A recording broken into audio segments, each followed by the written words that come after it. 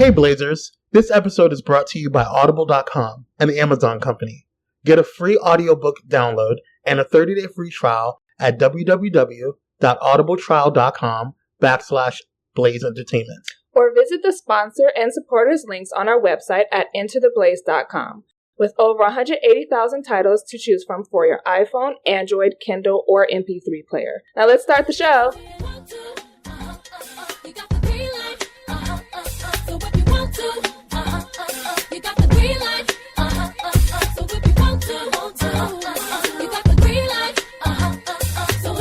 What's going on, Blazers? We are back with another episode of Blaze Entertainment Spotlight Edition. I'm your host, Kwame, joined by the beautiful, melanin proficient, the queen of Blaze, Miss Free. Thanks. What's up, girl? Much taking it day by day. Okay, it's been a struggle this week. We are fortunate enough to have a awesome gentleman on our show today. He is a master level social worker for the Misunderstood Social Worker corporate organization, as well as a mental health specialist and an LGBTQ activist. Mr. Joseph Williams, how are you, sir? I'm wonderful. How are you? Thank you for having me here. I'm so excited. I'm really excited. We love that. That's awesome. Thank you. Yes, millennials in the building. I love it. Good energy. Yes. Good energy. Freedom. Yes. So, Joseph, for those who don't know, tell us a little bit about yourself and what you do and about the Misunderstood Social Worker. Well, my name is Joseph Williams, also known as the Misunderstood Social Worker. I'm based in Washington, D.C. I'm a mental health therapist in private practice. I work primarily with those in the LGBT community. I deal with stuff like depression, anger, relationship stuff. I work with a host of different types of people. I'm really good at what I do. I'm dope. I'm fresh. I'm very open-minded, and I tend to take a out-of-the-box approach when it comes to getting people to feel themselves as far as self-love and healing, and really, really setting themselves on a path for success. That's all I'm about. Yes. I maintain a platform on social media, particularly on Facebook, called The Misunderstood Social Worker, where I have a show called The Nightly Reflection. Most nights between 11 and 11:30, and I go in. I tell the absolute truth. It can be a bit raw, but how else are you going to see yourself? Okay. Unless I keep it real. So that's what I'm about. I'm all about self-love and healing, and I want people to live their best lives and feel so good about themselves. Yes. That's what I'm about. So why do you call yourself the Misunderstood Social Worker? I'm curious. That is a loaded question. That question is loaded like shit. But so this is it. Basically, I have been working I've actually started working as a master level social worker at the age of 23. Yes. I got my master's, and I jumped out in the field, struggling with my sexuality. And for a long time, my mouth and the way I approach things as far as trying to really help people was a bit misunderstood and misinterpreted. So I lost a lot of jobs. And so as I really started to push and started to develop myself well into my 30s, I started to understand that, I'm going to always stand alone on issues when it comes to people. And unfortunately, the field of social work is not about really truly helping people get to the next level. It's about helping them function where they are. And I'm not about that. I'm about them getting to the next level. And so that's why I coined the term the Misunderstood Social Worker. Nice. Okay, cool. So what was your kind of driving force to make this decision to kind of create this? And what was your that creative click? Oh, wow. You want the real truth or the fake truth? The real truth. I mean, it's always real on Blaze. Right. Okay, so the real truth is that I myself, a few years ago, after functioning for so long as a mental health therapist and really helping people, I ran into a little dirty patch for myself where I slipped into depression. I was in a relationship. It fell apart. It completely dismantled. And I started to become anxious, have anxiety attacks. My job was falling apart. And so this is about 5 years ago. And I met someone in Miami, a beautiful gentleman. And we started to have conversations. And actually, he would blog about his life. And so we just talked about different things. And so I started posting anecdotes and stuff like that. And then I went to therapy myself as a therapist, and I finally felt how it felt to sit on the other side of the chair, to be dealing with depression, to not understand my choices at the time, and to really, really look deep within myself. And then at that point, I was ready to bust out. And so that's what got me started. And then I felt like, what would I want to tell somebody that they needed to hear, that I would have loved for someone to tell me when I was going through? And so that's where it started. Okay. Nice. It came out of depression and anxiety. Absolutely. Well done on that. I guess for me, I always like to hear stories about that, because a lot of times people think that, oh, well, you go through stuff, you have an issue, whatever, because I always believe that all those things are temporary.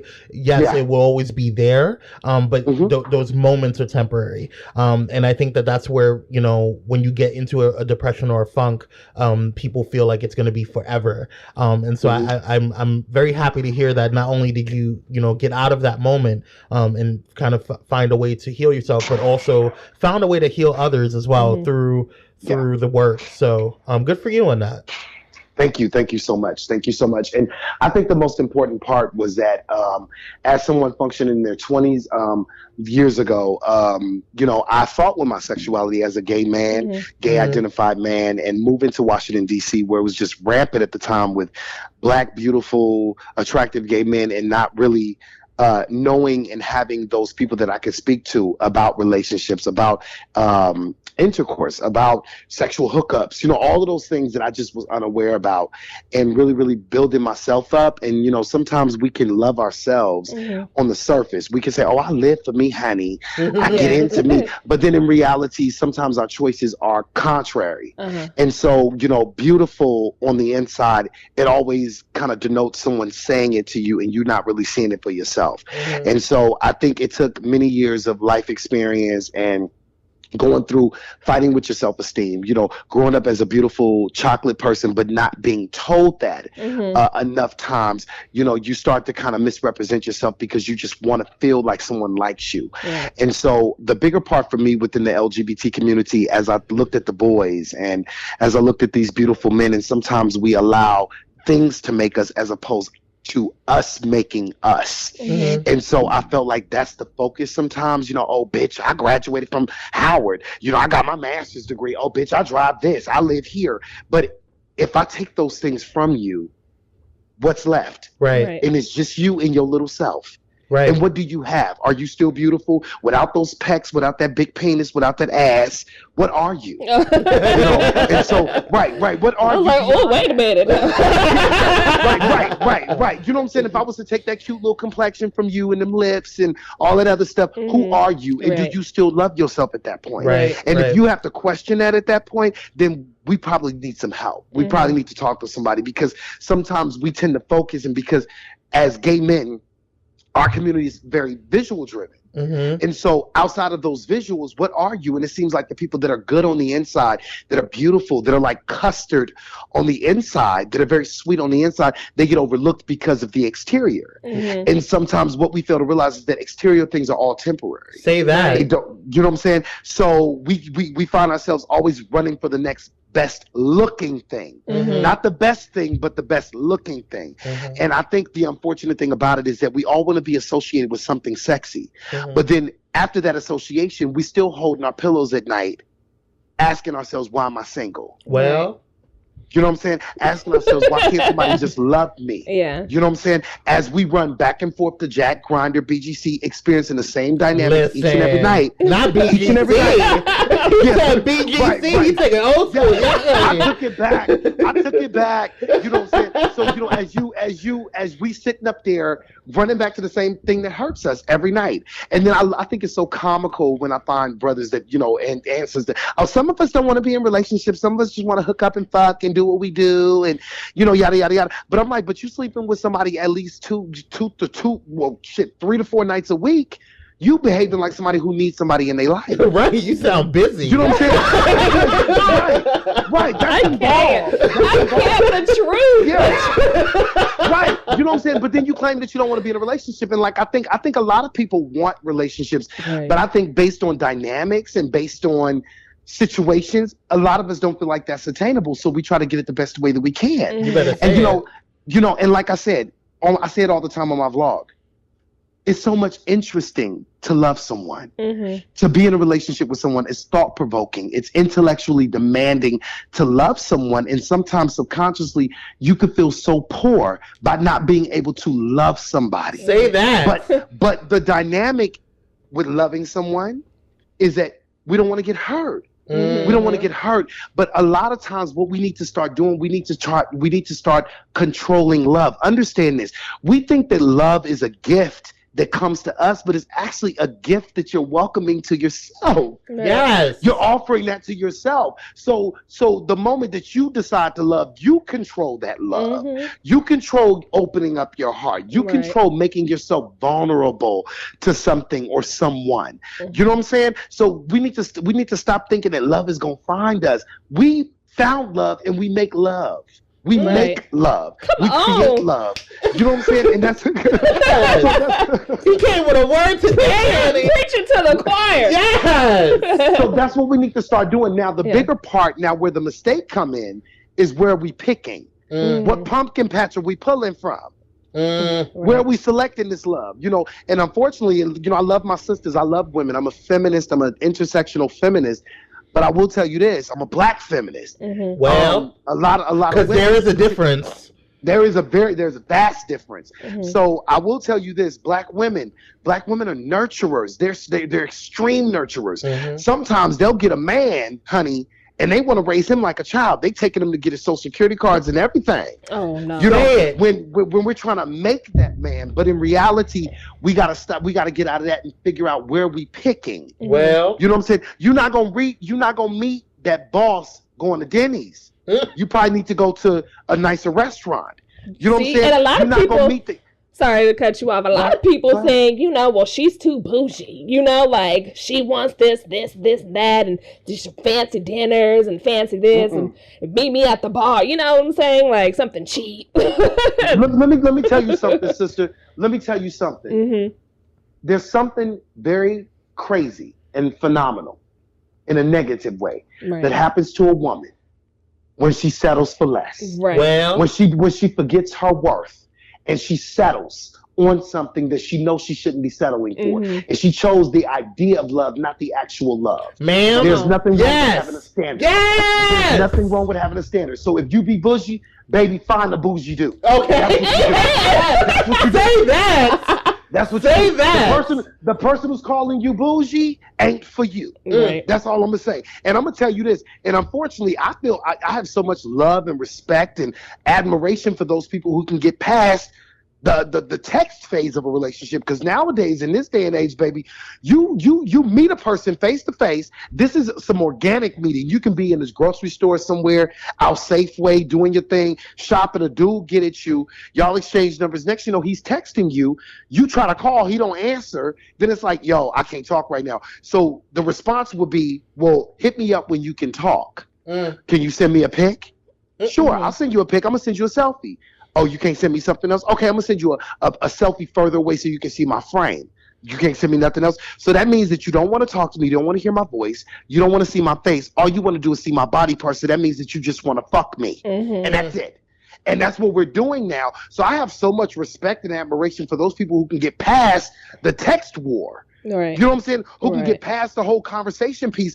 But I'm going to tell you this. Be unapologetic for your standard. I understand. I'm talking about realistic standards. Realistic standards as far as relationships are concerned.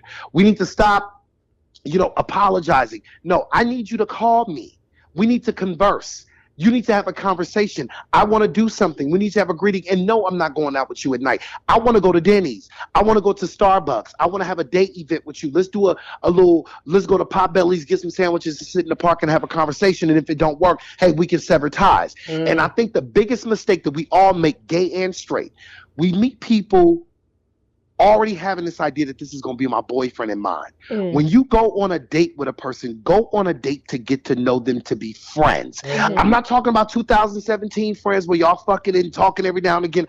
I'm talking about friends like, yo, this is somebody that I've added to a friends list that I'm cool with. Because if the date is horrible, you won't be so disappointed. You know what I'm saying? You went out with them because I've known my female friends. Oh, he was talking with his mouth full. I can't see myself marrying him. I'm like, where the fuck marriage come from? Like, you just went on a date with him, right? So, he was talking with his mouth full, and I'm like, well, bitch, I talk with my mouth full. Already picking out chandeliers and shit. Right. You already picking out wedding dresses, and you just went on a date with him one time. But I understand we want to jump in and experience this, but people forget those stats now. Yep. I'm gonna tell you the stats. Women who get married die sooner than women who are not married. Because they stressed. Right. men who marry live longer than men who are single. That's crazy. Why is that? I think, you know what?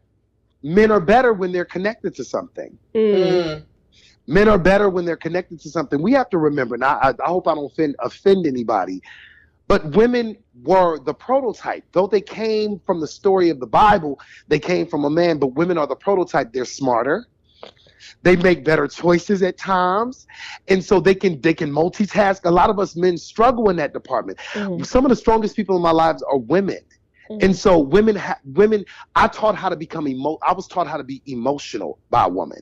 And as a gay man, I've dated women. I mean, before I became gay, I dated a woman. She taught me how to love. She taught me what love was. She taught me, baby, if I'm busy and you're hungry and you go get something to eat, you need to get me something. Even if I'm not present. You know, she taught me how to think for two people. You understand where I'm coming from? She taught me what love meant. If you say you love me, you'll think of me all the time. Baby, I'm on my way home. Did you eat? I'm getting something. You know, these are things that I had to learn from a woman that I loved at the time. And so I think the most important thing is this. We have to always understand this. We want to be our better selves. Everything you, the listeners, you are all of who you were destined to be, even down to the dreams and the ideas that you have in your head. All of that exists in you. You just have to put yourself in the best situation to get there. So the dreams of you sitting up on this big platform in the future, the dreams of you being this bad bitch or this hot boy, all of that exists in you. It's already you. Whatever it takes for you to get there, you do what you got to do as long as it's healthy and safe. Okay?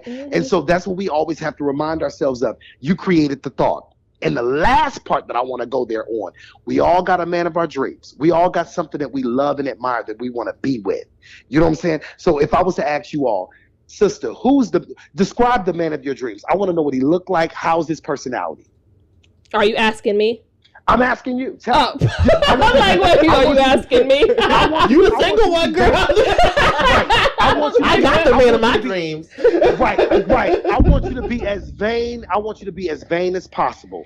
Tell me what he looked like, his skin color, how his biggest feet is, what he working with. Tell me what you the man of your dreams. Describe him.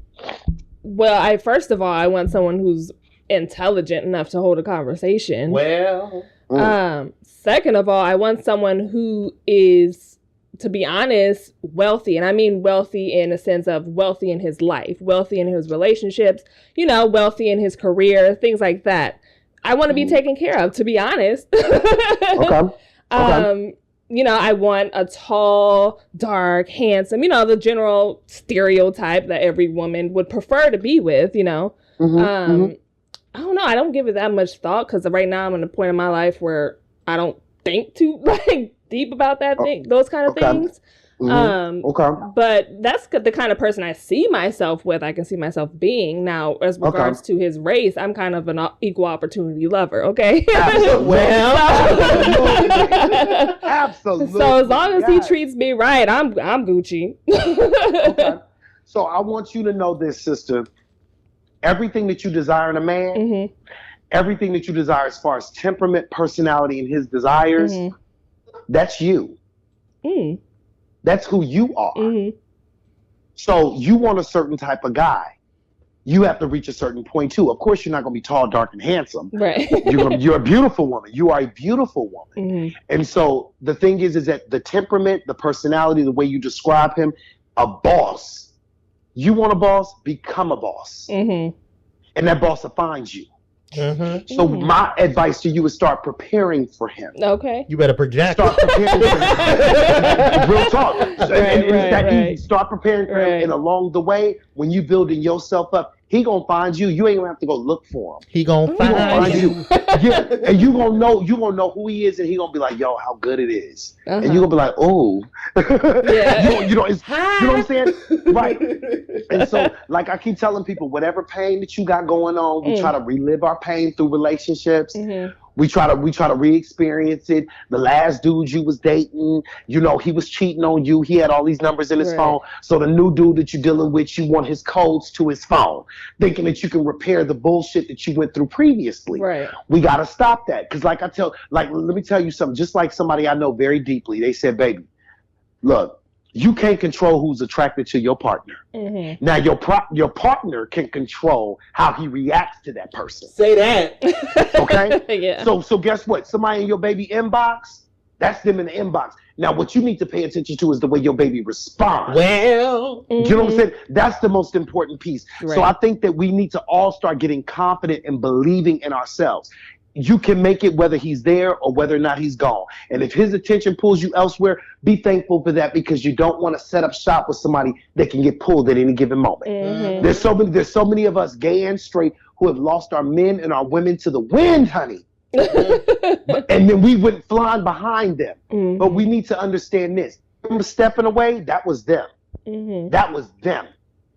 You do the best thing. Right. And you prepare for that better love. And if it's worth it and you want to make it work, you make it work. But baby, understand this, baby. You got to learn how to set boundaries. That's the most important thing. A friend of mine who's a therapist, we talk about this all the time when we do groups with our gay couples. You got to learn to start setting boundaries with your partners, not bossy boundaries. I'm talking about, look, baby, you cheat on me, I'm done. That's it. Right. You know what I'm saying? So if there's something that you feel like you need to do, you need to communicate. If you're not feeling it right now, you need to say something. Love is about honesty. I remember I had a client that came to me, straight woman, and she said, my husband told me he cheated on me.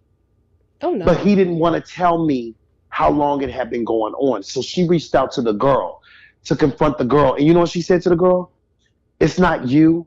I'm more concerned about my husband, who I took a vow with. You're irrelevant. My husband couldn't be honest with me about the amount of years this has been going on. And that's what I'm dealing with. And I remember I sat back and I said, wow, now she's truly a wife and she truly concentrates on those vows. Your loyalty is to your partner. Now, it's one thing to say, baby, I slipped, or this happened, or whatever. But at the same time, if you are connected and if you love that person beyond what it is, you could be able to tell your person that you love the truth, the absolute truth. And you have to be prepared for the truth if you ask. Right. Like I keep telling these people, we always want our partners to be, I want my man to be honest and transparent with me. And like I always tell my clients, baby, are you honest with yourself? Right. Because sometimes they don't want to hear the truth. There you go. Like sometimes we lie to ourselves. Bitch, I look cute today. I'm going to the club, and you get to the club, you holding there, you stand there with your arms folded, uncomfortable, knowing you shouldn't have put that on. Just as basic as that. So it's kind of like, you know, you lied to yourself thinking you looked good. Maybe the mirror made you feel that way. You know what I'm saying? So we gotta start thinking, do I truly want this? Because if I want a man to be totally honest with me, totally honest, transparent, his innermost thoughts, I'm not sure if I can handle them innermost thoughts. Right. Maybe I need to start dealing with me and my innermost thoughts.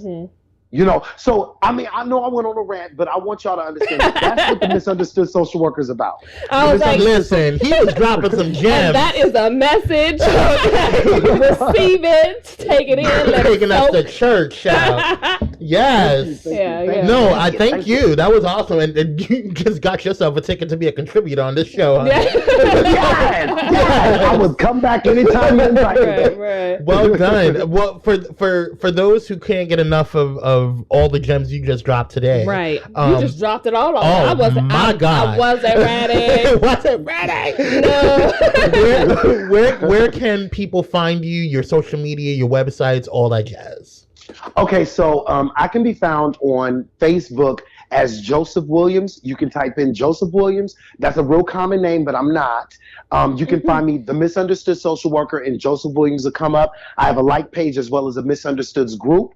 And that's all on Facebook. If you want to follow me on Instagram, that's where you kind of get the behind the scenes, me being a sexy, handsome, dark-skinned dude approaching 40. You know what I'm saying? You can find me on Instagram as Black Joey. That's BLAQUEJOEY on Instagram. And then you can find me on Twitter as The Misunderstood SW or Misunderstood Social Worker, as well as Snapchat. My baby cousin who works for the Shade Room told me I need to set up a Snapchat, so I'm there now as well. So shout out to the Shade Room. yes. Shout out to Shade Room. Right. Shout out to Shade Yes, Room. we get a lot of our stuff from the Petty World News segment from the Shade Room. So thank you guys. Well, I love you, Turlin Puckett. That's my baby cousin. She actually works for Shade Room, and she's dope. She's my millennial doll. That's my first cousin, and she looks up to me, so she always keeps me schooled about things and stuff. So nice. She even got me looking at Shade Room now. Yeah. Well, Joseph, thank you so much for joining us on the show. And again, like I said before, like you got yourself a ticket to be a contributor on the show at any time. So we would love to have you back. Reach out. You guys are so dope and professional. Oh, thank you. I love everything about this, and thank you so much for having me. I feel that these voices need to be heard. Appreciate it. And you all's voices are very beautiful and dope, and they're edgy.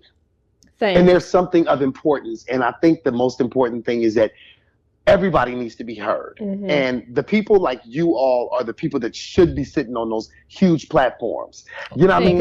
And so you flatter me too much.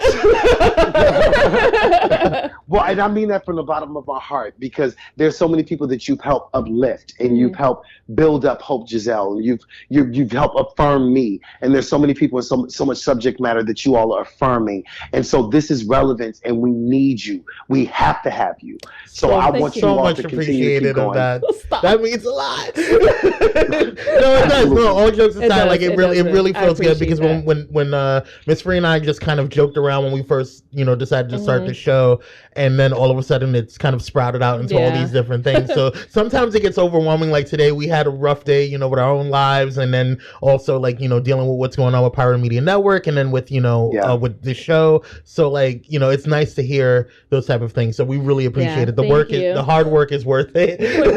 Absolutely. And you know what though? This is the part that you fall in love with. This is the part that you learn to adore and admire, because when the ultimate goal hits, you'll be like, oh, we're here. Yeah. Oh. You know what I mean? So fall in love with this part of it, because this part of it is the Time magazine write-up, or the Complex magazine write-up, or the Essence magazine write-up.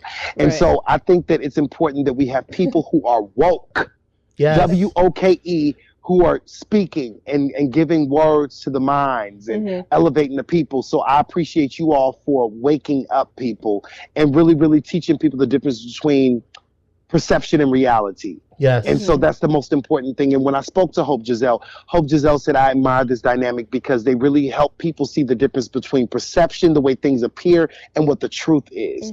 And so there's not a lot of that going on right now. Very so much you all are that. Needed, and we need you. Thanks. Well, here, David. Thank you so much, Joseph. And you guys remember to go ahead and go on to entertheblaze.com to check out all these amazing spotlight interviews, to include this one here, and also follow Mr. Joseph Williams on social media. We will go ahead and post that once this episode airs. Again, this has been an amazing probably one of my favorite interviews thus far that we've had. So again, Joseph, thank you so much. King Joseph. We're gonna call you King Joseph. Absolutely welcome. Thank you. Thank you. Take it easy, everybody. Bye. Talk to you. All right. Bye-bye.